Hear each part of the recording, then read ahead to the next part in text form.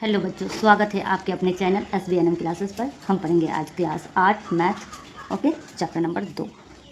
तो chapter number 2 में क्या है बेटा कि एक चर वाले समीकरण। ओके, तो रैखिक समीकरण तो हम लोग जानेंगे ये एक चर वाले रैखिक समीकरण होता क्या है। ओके, तो बच्चों नाम से ही पता चल रहा है कि एक चर जिसमें एक ही चर का यूज किया हो। ओके, और रैखिक समीकरण, रैखिक का मतलब होता है जिसका अधिकतम घात एक हो। ओके, उसे रैखिक समीकरण कहते हैं। ओके, तो एक चर वाले रैखिक समीकरण, ओके, जिसकी एक चर भी हो और उसकी घात भी क्या हो, एक हो, उसे कहा जाता है रैखिक समीकरण। तो बच्चों यहाँ पे हम देखेंगे, देखिए पिछली कक्षाओं में ध्यान से समझोगे बच्चों, पिछली कक्षाओं में आपने अनेक बीजीय व्यंजकों और समीकरणों के बारे में जानकारी प्राप्त की है। ऐसे व्यंजक जो हमने देखे उनके कुछ उदाहरण दिए हुए हैं। तो बच्चे उदाहरण देख लो आप लोग, और नहीं तो मैं बता देती हूँ। ओके, तो कुछ उदाहरण है इसके, जैसे मान के चलो बच्चों 5x है, ये क्या है, एक चर वाले रैखिक व्यंजक। 2x और लिखते हैं 3x + y, ये भी क्या है, व्यंजक है, लेकिन ये एक चर वाली नहीं है। इसमें देखो बच्चों दो चर हैं। चर, अब बच्चों कहोगे चर क्या होता है, तो मैं अब पहले आपको बता देती हूँ। ओके, चर, तो चर होता क्या है, अल्फ़ाबेट जो ABCD X Y Z। Okay, A से लेकर के जेड तक जितने भी लेटर्स होते हैं उन्हें क्या कहते हैं, उन्हें चर कहा जाता है। ओके, अब अचर के बारे में भी जान लेते हैं। अचर किन्हें कहा जाता है, तो 1 2 3 4 5 इस तरह से डॉट डॉट डॉट इंडिफिनिट तक, यानी कि जितनी भी गिनती की संख्या है, जितने भी अंक हैं, उसे क्या कहा जाता है, अचर कहा जाता है। तो समझ में आया बच्चों, चर किसे कहा जाता है, अचर किसे कहा जाता है। अभी हम लोग जान रहे थे व्यंजक, तो व्यंजक किसे कहते हैं। ओके, तो ये क्या है, ये व्यंजक है। तो बच्चों व्यंजक में ही यदि बराबर का साइन दे दिया जाए और बराबर के साइड के बाद राइट साइड में कुछ या तो डिजिट दे दे या फिर कुछ वेरिएबल चर दे दे, तो उसे क्या कहते हैं, हम समीकरण कहते हैं। ओके, जैसे मान के चलिए ये क्या है, 3x + y, ये एक व्यंजक है। हाँ, उसके बाद देखो x y z, ये भी क्या है, एक व्यंजक है। ओके, x² + 1, ये भी क्या है, व्यंजक है। y + y², ये सब क्या है, देखें हम लोग व्यंजक। अब समीकरण भी देख लेते हैं बच्चों, ये क्या था, ये व्यंजक है, जिसे हम बीजीय व्यंजक भी कहते हैं। तो हमने समझा बीजीय व्यंजक किसे कहते हैं, चर किसे कहते हैं, अचर किसे कहते हैं।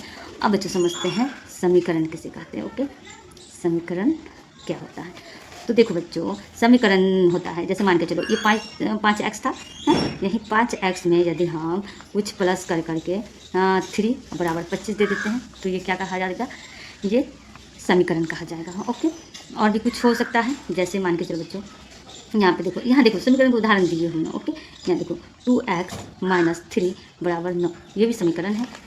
हाँ, ये क्या है, एक चर वाले समीकरण है। ओके, ये जितने भी समीकरण देख रहे हो बच्चों, ये एक चर वाले समीकरण है। जैसे 2y + 5/2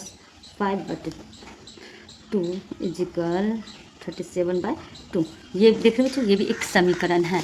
तो हम लोग समझे कि समीकरण किसे कहते हैं, समीकरण में जाने कि बराबर का साइन होता है समीकरण। अब देखो बच्चों एक बात समझते हैं, आपको याद होगा कि समीकरणों में सदैव समता, अभी बताया ना बराबर का साइन होता है, समता मीन्स बराबर का चिन्ह प्रयोग होता है, जो व्यंजकों में नहीं होता है। देखो बच्चों x क्या है, y + y², ये एक व्यंजक है। अगर इसी के बराबर के बाद कुछ डिजिट दे देते या कुछ वेरिएबल दे देते तो वो समीकरण हो जाता है, ये अभी क्या है, व्यंजक है। ओके, तो इन व्यंजकों में कुछ में एक से अधिक चर का प्रयोग हुआ है। उदाहरण के लिए यहाँ देखो एक से अधिक चर किसे कहते हैं, चर तो समझे, ये सारे चर हैं एक से अधिक। जैसे मान के चलो 2xy + 5, ये इसमें देखो एक चर x है, दूसरे चर y है, हाँ, +5, तो एक से अधिक चर का प्रयोग हुआ है ना, तो उसे क्या कहेंगे, इसे कहेंगे एक से अधिक चर वाले व्यंजक। अब हम समीकरणों में केवल एक चर वाले व्यंजकों का ही प्रयोग करेंगे। ऐसे समीकरण एक चर वाले रैखिक समीकरण कहलाते हैं। ओके, जैसे बच्चों और एक चर वाले रैखिक समीकरण के बारे में बता देती हूँ आपको।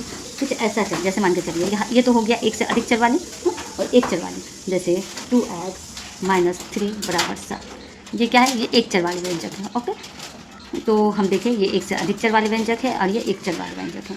बच्चों हम ये भी समझेंगे कि जैसे देखो यहाँ पे हम लिख लेते हैं 2x = 4।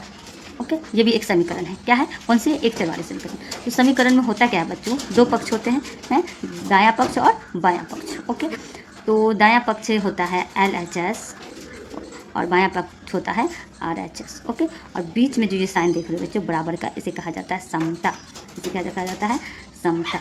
ओके, तो क्या सब होता है हमारे समीकरण में, लेफ्ट हैंड साइड और राइट हैंड साइड है, दायां पक्ष और बायां पक्ष और समता।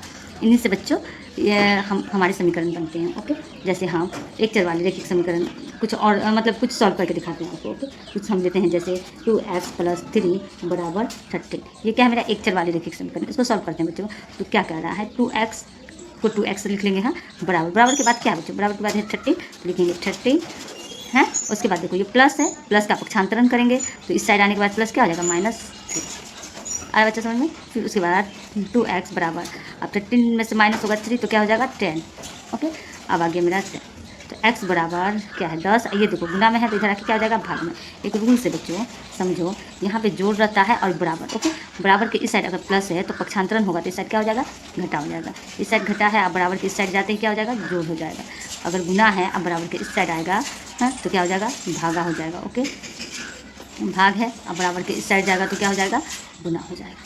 तो बच्चों हम समझें कि प्लस का पक्षांतरण करते तो माइनस हो जाता है, माइनस का पक्षांतरण करते तो प्लस, गुना का पक्षांतरण करते तो भाग, भाग का पक्षांतरण करते तो गुना।